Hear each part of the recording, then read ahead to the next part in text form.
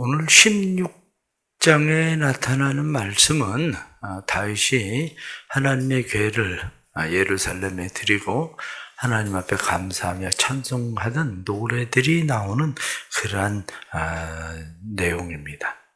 근데 오늘 본문에 나타난 말씀 속에 자주 등장하는 그 단어들에 대한 이해가 먼저 조금 필요할 것 같습니다. 오늘 먼저 16장 1절 말씀 보면 하나님의 궤를 메고 들어가서 다윗이 그것을 위하여 친 장막 가운데 두고, 여기 말씀을 보면 다윗이 그것을 위하여 친 장막 가운데 두었다, 그렇게 되어 있습니다. 근데 39절에 나타난 말씀 보면 제사장 사독과 그의 형제 제사장들에게 기브온 산당에서 여호와의 성막 앞에 모시게 하여, 이렇게 되어 있습니다. 이 말씀을 보면 우리가 하나님의 성막에 대해서, 하나님의 궤에 대해서 솔로몬 시대와 다윗 시대에 두 군데에 지금 있었다는 사실에 대해서 이해를 해야 됩니다. 무슨 이야기냐면 지금 하나님의 궤를 가지고 지금 예루살렘으로 들어왔어요. 그런데 모세 때 만들어진 성막은 어디에 있었냐면, 어디 있느냐면 기브온에 있어요. 그래서 솔로몬이 1000번제를 드릴 때에 기브온 산당에서 제사를, 1000번의 제사를 드리죠. 오늘 본문에 나타난 말씀, 여기 지금 39절 말씀에 제사장 사독 이렇게 되어 있잖아요. 이때 당시에 대제사장이 둘입니다. 하나는 사독이고 하나는 아비아달이고, 사독은 어디에 있느냐면 기브온 산당에 있고, 아비아달은 어디 있냐면 예루살렘에 있고. 그러니까 예루살렘에는 하나님의 궤가 있고 기브온 산당에는 원래 모세 때에 세웠었던 하나님의 성막이 거기에 있었다, 이렇게 보는 거예요. 그래서 다윗도 그리고 솔로몬도 하나님 앞에 제사를 드리던 일들은 어디에 가서 제사를 드렸냐면 기브온 산당에 가서 제사를 드린 거예요. 그러니까 이 말씀에 대해서 우리가 그렇게 이해를 하셔야 이 말씀들이, 그 뒤에도 왜 굳이 솔로몬이 기브온 산당에 가서 1000번째 제사를 드렸을까라고 생각하는 문제들이 해결이 돼요. 이것이. 또 다른 성경 오늘 본문의 4절에 나타난 말씀 보면, 또 레위 사람을 세워 여호와의 궤 앞에서 섬기며 이스라엘의 하나님 여호와를 칭송하고 감사하고 찬양하게 하였으니, 여기 칭송이라고 되어 있습니다. 자카르. 이 칭송한다, 자카르라고 하는 말은 우리가 생각하고 있는 무엇을 높여 부르는 것이 아니에요. 원래 칭송이라는 자카르라고 하는 단어는 기억하다라는 말이에요. 기억한다. 그래서 하나님께서 행하신 일들에 대해서 기억하는 거, 하나님이 행하신 일들에 대해서 상기하는 거, 그것을 자카르, 기억하다. 그래서 15절에 나타난 말씀을 보면 너희는 그의 언약 곧 천대 명령하신 말씀을 영원히 기억할지어다. 여기서 기억하다도 자카르라고 되어 있어요. 그러니까 앞에서 칭송이라는 단어하고 원문에서는 뒤에 나타나는 기억이라고 하는 기억하라, 이 말하고도 같은 말이에요. 자카르라는 같은 말로 사용돼요. 그리고 여기 감사하며 이렇게 되어 있잖아요. 감사한다. 우리가 감사한다라는 단어가 지금 앞에 여기 이제 16장에서도 계속 사용되어지는 말인데, 우리는 감사한다는 말을 의식 속에 어떤 생각을 가지고 있냐면 땡큐라고 생각하고 있어요. 그런데 성경에서 감사라는 말을 땡큐라는 단어로만 사용한 적은 없다고 봐야 된다, 이렇게 얘기하고 있어요. 사실은. 아니, 그럼 성경에 많이 감사하라, 여호와께 감사해라, 우리가 뭐 감사절 지내고 막 이렇게 하는데 이 감사가 그럼 그런 말 아니냐? 이렇게 우리는 이제 생각하게 되죠. 그런데 원래 여호와께 감사하다. 감사는 야다란 말이거든요. 야다란 말은 던지다, 쏘다, 고백하다. 그런 말이에요. 우리가 생각하고 있는 어떤 그냥 땡큐라고 하는 그런 단어가 아니고 감사란 말은 쏘는 거예요. 그런데 감사란 말이 가장 많이 사용되어지고 있는 것이 뭐냐면 던지는 거예요. 던지다. 무슨 얘기냐면 이 감사라는 말이 사용되어지는 것은 던지다, 고백하다 이거거든요. 무엇을 고백하느냐? 죄의 고백. 그걸 감사라고 봐요. 죄의 고백을. 무엇을 감사라고 보냐? 죄의 시인을 감사라고 봐요. 그것뿐만이 아니라 하나님이 누구신가를 고백하는 것을 감사라고 봐요. 그러니까 성경에 감사라고 하는 말이, 야다라고 하는 말이 가장 많이 사용되어지고 있는 것은 실제는 고백하다예요. 우리가 생각하고 있는, 그래서 오늘 본문에 나타난 말씀은 하나님의 속성이 뭐냐? 하나님의 속성에 대한 고백이에요. 하나님의 속성에 대한 고백. 하나님의 속성에 대해서 고백을 하면 할수록 우리가 누군지를 알게 되느냐면 우리는 죄인이고 우리는 하잘 것 없는 존재라는 걸 알게 되는 거죠.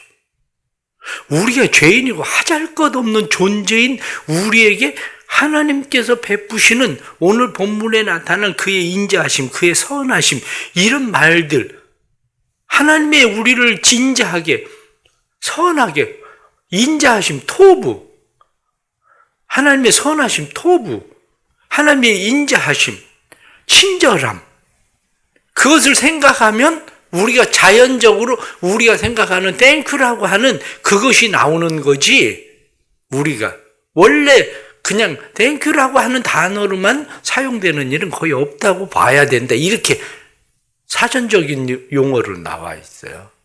이게. 그렇기 때문에 오늘 본문에 나타난 모든 말씀들도 하나님 앞에 감사해라, 감사해라, 이 감사하라 이렇게 이야기하는 것이 7절 말씀에 보면 그날에 다윗이 아삽과 그의 형제를 세워 먼저 여호와께 감사하게 하여 이르기를, 여기서 나타난 감사하게 하여라고 하는 말도 하나님 앞에 고백하게 하는 거예요. 이게 하나님의 속성에 대해서 고백하는 거예요. 이 일들이. 그리고 또 나오는 말씀이 지금 이 찬양하다라는 말이에요. 거기 4절 말씀에 칭송하고 감사하며 찬양하게 하고 이렇게 찬양, 할랄이란 말이거든요. 밝게 하다, 자랑하다. 이것이 할랄이란 말이거든요. 그 뒤에 10절에 나타난 말씀 보면 그의 성호를 자랑하라. 이 자랑, 여기서 나오는 이 자랑이 할랄이에요. 그러니까 앞에서는 찬양이라고 하는 말이 할랄이라고 하는 말로 사용되었지만 뒤에 나오는, 지금 10절에 나오는 자랑이라는 말이 할랄이라는 똑같은 단어예요. 단어가. 그래서 성경을 사실은 읽을 때에 우리는 그냥 우리가 그냥 바뀌어서 읽혀지고 있지만 번역을 하던 번역자들은 똑같이 단어를 우리가 생각하는 똑같은 단어로만 번역하는 것이 아니라 본문에 맞는 단어가 무엇인가, 의미하고 있는 바가 무엇인가를 한마디로 번역해내는 거예요, 성경이. 그렇기 때문에 때로는 성경 말씀이 1.1핵이라도 한마디로 달라지지 않는다. 이렇게 생각하고 있는 것은 원문에 대해서 이야기할 때 이야기지, 우리가 번역 성경을 이렇게 번역을 사용하고 있는 번역 성경은 좀 달라요. 그게 왜냐? 이게 오늘 본문에 지금 잠깐 말씀드린 것처럼 칭송이나 감사나 찬양이나 이런 모든 단어들이 여기 맹세나 율법이나 이 언약이나 이러한 모든 것들이 사실은 같은 단어로서 사용되어지고 있는 그런 의미에서 어떤 의미로 사용할 것인가. 때로는 본문의 말씀들을 단어를 반복해서 단어를 사용할 것인가? 아니면은 그 단어를 다른 의미로 사용할 것인가에 따라서도 달라진단 말이에요. 이러한 것들이. 그래서 성경에 나타나는 이런 말씀들은 우리가 성경이 지금 그런 의미구나라고 하는 것을 오늘 본문을 조금 이해를 해야 7절부터 쭉 나오는 감사라고 하는 의미도 우리가 생각하는 감사하라. 이 감사가 우리가 생각하고 있는 그런 의미만은 아니다. 이것을 우리가 좀 더 알게 되는 거죠. 뒤에 나타나는 12절, 13절 말씀에 그 행하신 기사와 그의 이적과 이렇게 그의 기사, 그러면 팔날, 뛰어나다, 비범하다 이런 거거든요. 이적이라고 나와 있는 모페드, 그것도 징조, 놀라움, 경이, 우리말로는 기사, 이적 이렇게 돼 있는 말들도 사실은 같은 비슷한 용어예요. 이게 뒤에 나타나는 말씀을 보면 이 지금 뒤에 24절 말씀 보면 그의 영광을 모든 민족 중에 그의 기이한 행적을 만민 중에 선포할지어다. 이렇게 지금 선포하다 그렇게 돼 있죠. 마사르. 선포한다라고 하는 말은 우리가 생각할 때 공포하는 것으로 생각하죠. 공포하는 의미가 아니에요. 이 선포하다라고 하는 말은 가져온다는 말이에요. 가져오다. 무슨 얘기냐면 선포에는 그래서 좋은 소식을 가져오다, 나쁜 소식을 가져오다. 내가 가져온 것이 무엇냐? 좋은 소식일 수도 있고 나쁜 소식일 수도 있고, 선포하는 것은 내가 좋은 소식을 말할 수도 있고 나쁜 소식을 말할 수도 있는 거야. 그게 바로 선포예요. 성경이 말씀하고 있는. 뒤로 나타나는 말씀을 보면 36절 말씀에 여호와 이스라엘의 하나님을 영원부터 영원까지 송축할지어다. 송축하다. 바라크거든요. 바라크. 무릎을 꿇다. 축복하다. 이런 말이에요. 바라크. 근데 뒤로 넘어가서 43절 말씀 보면 이에 뭇 백성이 각각 그 집으로 돌아가고 다윗도 자기 집을 위하여 축복하려고 돌아갔더라.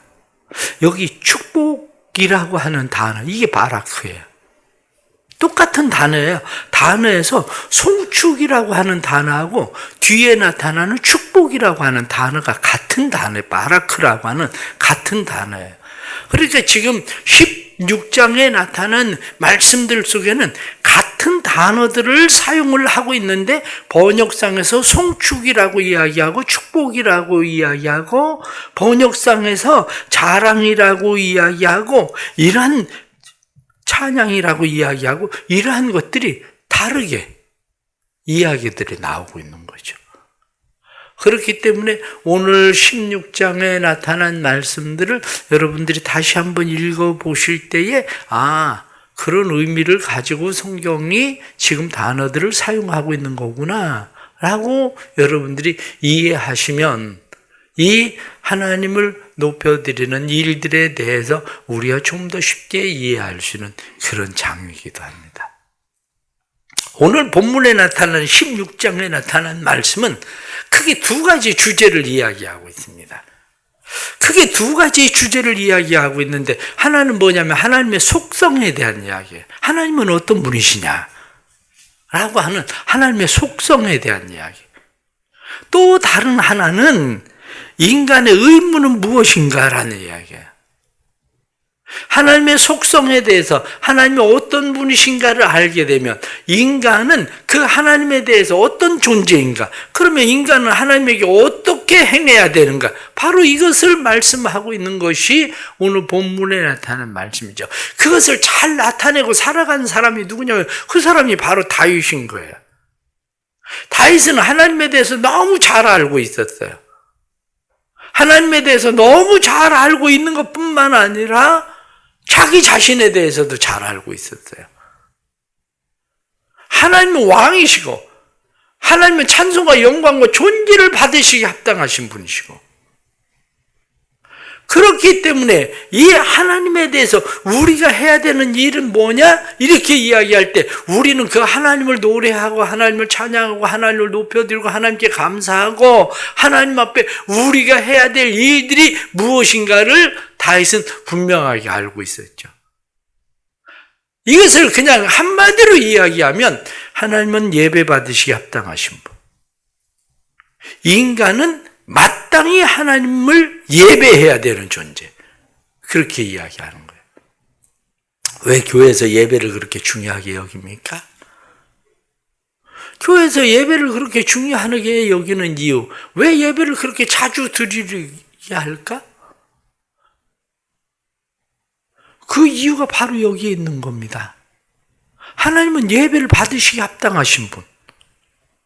인간은 마땅히 하나님에게 예배를 드려야 될 의무를 가지고 있는 사람들.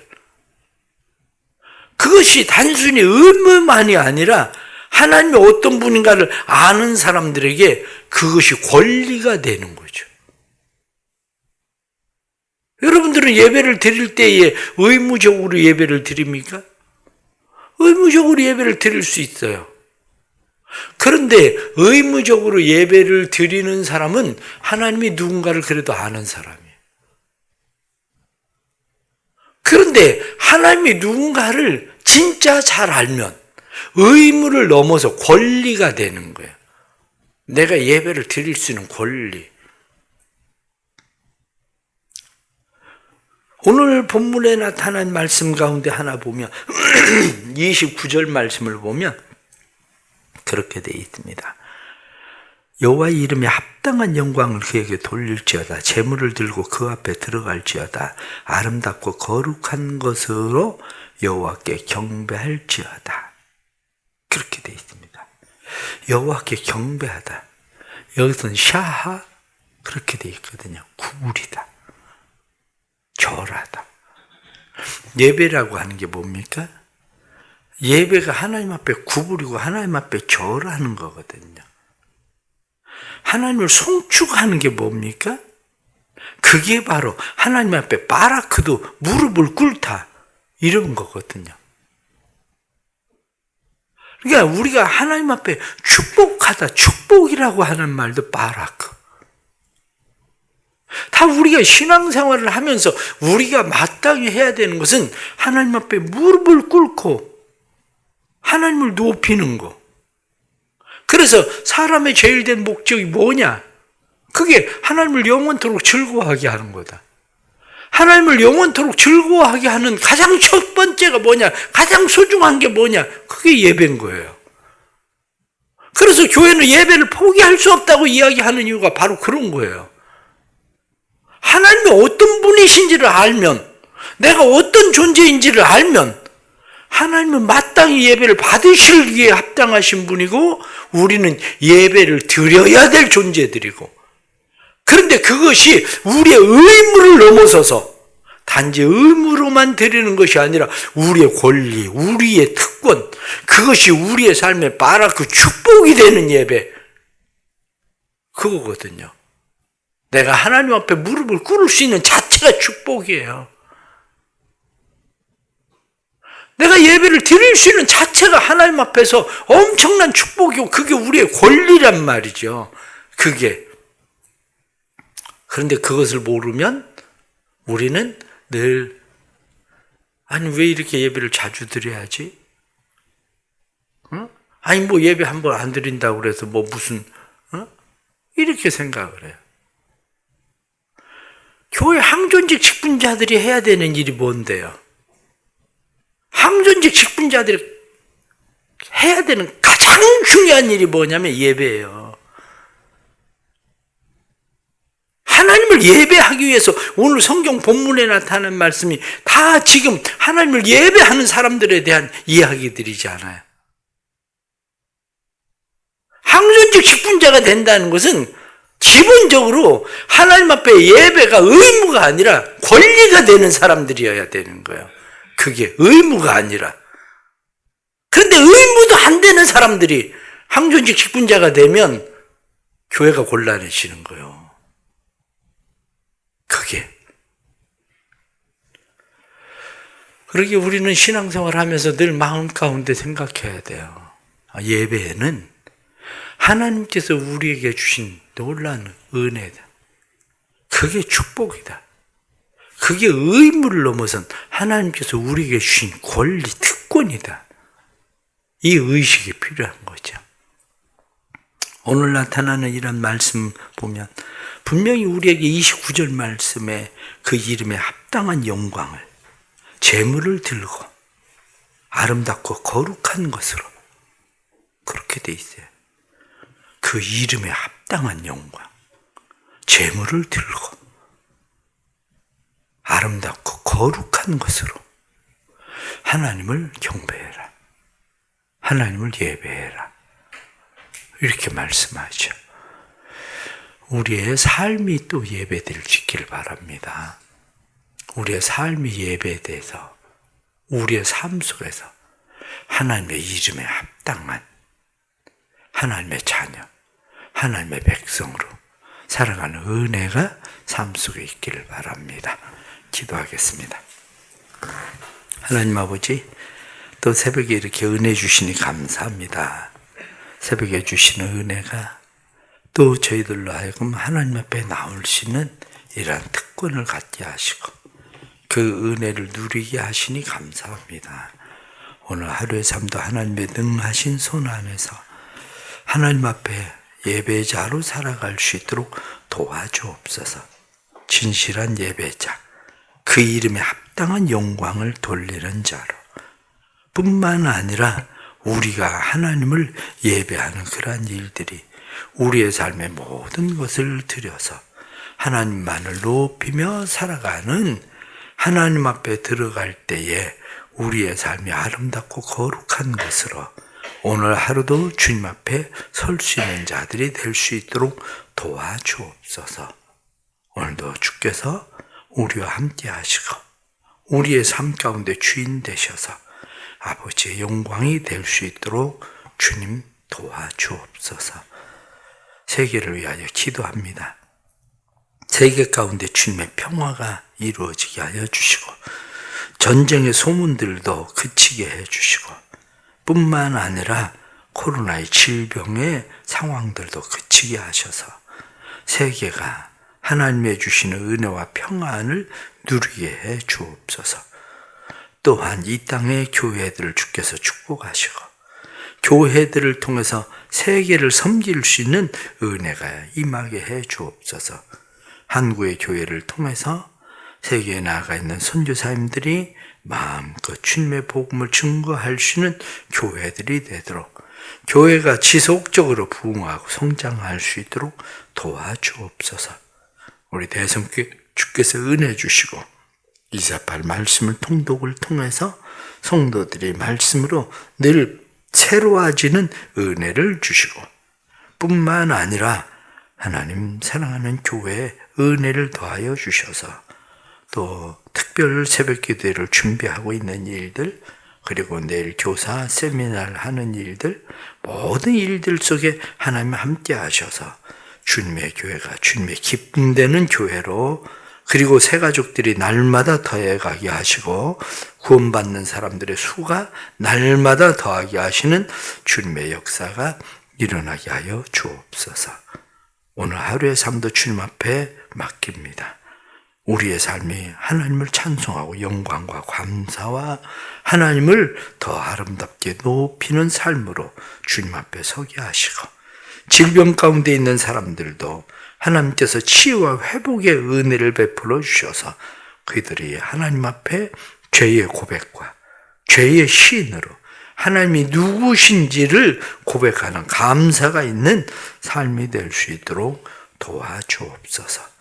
하루도 주님의 손에 맡깁니다.